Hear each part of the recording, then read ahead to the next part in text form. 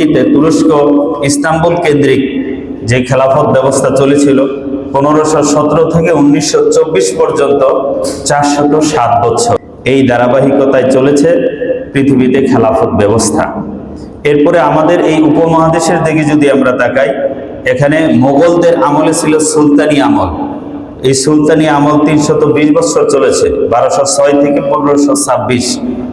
বাদশাহ বাবর কাবুল থেকে এসে দিল্লির মসনদ দখল করার আগ পর্যন্ত এখানে 320 বছর সুলতানি আমল চলেছে। সুলতান বুরি, সুলতান তগলক, কুতুবউদ্দিন আইবেক যিনি প্রথম সুলতান ছিলেন দিল্লির, এভাবে শাসন ব্যবস্থা চলেছে। তারপরে মোগলরা এই দিল্লির সাম্রাজ্যের ক্ষমতা দখল করেছে। 1526-এ বাদশাহ বাবর প্রথম দিল্লির মসনদ দখল করে, সর্বশেষ 1803 পর্যন্ত 279 বছর মোগলদের সাম্রাজ্য চলে। এই সময়ে উপমহাদেশে দ্বীনি শিক্ষা ব্যবস্থাটা ছিল মসজিদ কেন্দ্রিক এবং শিক্ষা ব্যবস্থাটাই ছিল ধর্মকেন্দ্রিক। প্রত্যেক ধর্মের উপাসনালয়, সেই উপাসনালয় কেন্দ্রিক শিক্ষা ব্যবস্থা ছিল। সেই সময় মুসলমানদের শিক্ষা ব্যবস্থার এত সোনালী যুগ ছিল যে ঘরে ঘরে আলিম ছিল। 1922 সনে মিশর থেকে প্রকাশিত একটি কিতাব, বইটির নাম হলো সুবুল আশা। এই সুবুল আশা কিতাবে লেখা হয়েছে যে রাজধানী শহর দিল্লিতে, তখনকার দিল্লি তো আর কত বড় ছিল, এই দিল্লি শহরে 1000 মাদ্রাসা ছিল। 1000 মাদ্রাসা দিল্লি শহরে ছিল। এবং প্রফেসর মার্ক মিলস, একজন ঐতিহাসিক, তিনি বলেন যে বাংলা অঞ্চলে 80,000 মাদ্রাসা ছিল।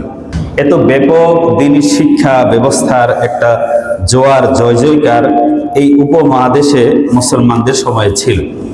কিন্তু যখন ব্রিটিশরা এই দেশের স্বাধীনতাকে কেড়ে নিল 1757 সনের 23শে জুন, সেই আম্র কাননে নবাব সিরাজউদ্দৌলার যখন পতন হয়, তখন থেকে এই দেশের মুসলমানদের ভাগ্যে দুর্দিন নেমে আসতে শুরু করে। আস্তে আস্তে বিভিন্ন অঞ্চল তারা দখল করতে থাকে। এই দখল করতে করতে একটা সময়ে তারা মুসলমানদের যে ওয়াকফ সম্পত্তিগুলি ছিল, এগুলো জায়গির সম্পত্তি বলা হয়তো, লাখেরাস, এটা পরিভাষাটা ছিল লাখেরাস সম্পত্তি, যেগুলো ট্যাক্স বিহীন জমি ছিল। এগুলো ধর্মীয় প্রতিষ্ঠান বা শিক্ষা প্রতিষ্ঠান চলার জন্য আয়ের উৎস। লর্ড উইলিয়াম বেন্টিং সে 1828 সনে একটা রেজুলেশন 3/1828 নামে একটা বিল পাশ করেন। এই বিল পাশ করে মুসলমানদের ওয়াকফ সম্পত্তি, ট্যাক্সবিহীন লাখেরাস যেই জায়গির সম্পত্তিগুলো সব বাজেয়াপ্ত করে রাষ্ট্রীয়করণ করে নিয়ে যায়। মুসলমানদের ধর্মীয় প্রতিষ্ঠানের এই সম্পদগুলো কেড়ে নেওয়ার ফলে মুসলমান তখন ধর্মীয় প্রতিষ্ঠানগুলোর পরিচালনার যে আয়ের উৎস সেগুলো হারায়। এভাবে হাজার হাজার মাদ্রাসা, শিক্ষা প্রতিষ্ঠান বন্ধ হয়ে যায়। এই লর্ড উইলিয়াম বেন্টিং একটা শিক্ষা কমিশন করে। এই শিক্ষা কমিশনের সভাপতি বানানো হয়েছিল Thomas Babington Macaulay. Thomas Babington Macaulay তাকে দায়িত্ব দেওয়া হয়েছে যে এই শিক্ষা ব্যবস্থার একটা প্রস্তাবনা পেশ করার জন্য। তিনি 1835 সনে লর্ড উইলিয়াম বেন্টিং এর কাছে একটা শিক্ষা প্রস্তাব, এই শিক্ষা কমিশন একটা প্রস্তাব পেশ করে, যে প্রস্তাবের মধ্যে ইংরেজি হবে শিক্ষা ব্যবস্থার একমাত্র মাধ্যম, এই হিসাবে প্রস্তাবনা পেশ করা হয়, পাশ করা হয়। এর আগে এই উপমহাদেশে শিক্ষা ব্যবস্থা ছিল ফার্সিতে, উর্দুতে। এবং এই টমাস বেবিংটন মেকলে সে বলেছিল যে এই শিক্ষা কমিশনের লক্ষ্য এবং উদ্দেশ্য হলো ভারতীয়রা জন্মগতভাবে, বর্ণ এবং রক্তে সে ভারতীয় থাকবে, কিন্তু চিন্তা চেতনায়, মন ও মস্তিষ্কে সে হবে একজন ইউরোপিয়ান ইংরেজ, ইউরোপিয়ান খ্রিস্টান। শিক্ষা ব্যবস্থার উদ্দেশ্য সে সুস্পষ্টভাবে ডিক্লেয়ার করেছে যে এই শিক্ষা ব্যবস্থার লক্ষ্য হলো ভারতীয়রা জন্মগতভাবে ভারতীয়, রক্ত বর্ণে ভারতীয়, কিন্তু চিন্তা চেতনায় হবে ইউরোপিয়ান, চিন্তা চেতনায় হবে খ্রিস্টান।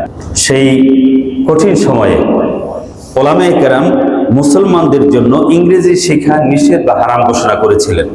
যেহেতু যেই শিক্ষার উদ্দেশ্য একজন মানুষকে তার পরিচয় থেকে মুছে ফেলা, পরিচয় থেকে ছিনিয়ে নেওয়া, সেই শিক্ষা গ্রহণ করা মুসলমানদের জন্য উচিত হবে না, সমীচীন হবে না। এইভাবে করতে করতে আস্তে আস্তে একটা সময়ে এই উপমহাদেশের শিক্ষা ব্যবস্থা দখল করে নেয় এবং বিভিন্ন জায়গা থেকে আস্তে আস্তে এই দেশটাকেও গ্রাস করে নেয়। ওই সময় বাদশাহ আলমগীরের পরে তার ছেলেরা বাহাদুর, বাহাদুর 1-2 এরা ছিল নামে মাত্র রাজা। নামে মাত্র রাজার কাছ থেকে ইস্ট ইন্ডিয়া কোম্পানি তারা এইভাবে একটা ফরমান জারি করে নেয় যে সাম্রাজ্য সম্রাটের হুকুম চলবে কোম্পানির, সাম্রাজ্য সম্রাটের কিন্তু রাজত্ব চলবে, হুকুম চলবে কোম্পানির। এই ফরমান যখন জারি করে নেয় ওই সময় শাহ আব্দুল আজিজ মুহাদ্দিসে দেহলভী রহমতুল্লাহি আলাই 1803 সনে দ্বিধাহীন কণ্ঠে সুস্পষ্টভাবে ঘোষণা করেছেন ভারতবর্ষ এখন দারুল হারব। দারুল হরব কাকে বলা হয়? ওই রাষ্ট্র যে রাষ্ট্র কাফের অধ্যুষিত শত্রু কবলিত রাষ্ট্র। এই রাষ্ট্রকে স্বাধীন করা, মুক্ত করা, এই রাষ্ট্রের স্বাধীনতার জন্য জিহাদ করা প্রত্যেক মুসলমানের এখন ফরজে আইন হয়ে গেছে। এই ঘোষণা দাবানল হয়ে পুরা উপমহাদেশে ছড়িয়ে পড়ল। এই ঘোষণার ফল 1857 সনের সিপাহী বিপ্লব, এই ঘোষণার ফল তিতুমিরের বাঁশের কেল্লা, এই ঘোষণার ফল টিপু সুলতানের বিদ্রোহ আন্দোলন, শামিলির যুদ্ধ, বালাকোটের যুদ্ধ, যতগুলো জেহাদ যুদ্ধ মুসলমানরা পরিচালনা করেছে সারা উপমহাদেশে। মুসলমান তাদের মাতৃভূমিকে স্বাধীন করার জন্য, তাদের শিক্ষা সংস্কৃতিকে আবার পুনরুদ্ধার করার জন্য, আবার ফিরিয়ে আনার জন্য তারা বাকায়দা নিয়মতান্ত্রিক সারা দেশে জিহাদ শুরু করেছে। এই যে আমাদের অঞ্চলে ফরায়েজি আন্দোলন, হাজী শরীয়তুল্লাহ ফরায়েজি আন্দোলন, এইভাবে ফকির মজনুসার ফকির আন্দোলন, এই যতগুলো বিচ্ছিন্ন আন্দোলন হয়েছে সকল আন্দোলনে ছিল ওই ফতুয়ার প্রতিক্রিয়া এবং ওই ফতুয়ার বাস্তবায়ন। ইংরেজরা তখন অতিষ্ঠ হয়ে গেছে এই দেশকে টিকিয়ে রাখা, দেশের শাসন ব্যবস্থা টিকিয়ে রাখা। ওই সময় এক শ্রেণীর ভাড়াটে মোল্লাও তারা প্রতিষ্ঠা করেছিল, বেরুলভী কিছু গৌরব, তারা ইংরেজ শাসনই ভালো, এরাই এদেশের জন্য কল্যাণকর, এরকম বয়ান দেওয়ার একটা লোক এক জামাত ছিল। এই সময় এই হক্কানি আলেমদেরকে, ওলামায়ে দেওবন্দেরকে তারা এই ওহাবি, রসুল বিদ্বেষী বিভিন্ন রকম ট্যাগ দিয়ে তাদেরকে নাজেহাল করত। সারা উপমহাদেশে এই শ্রেণীটা ইংরেজদের বর্ষতা মেনে নেয়নি, হিন্দুরা কিন্তু মেনে নিছে।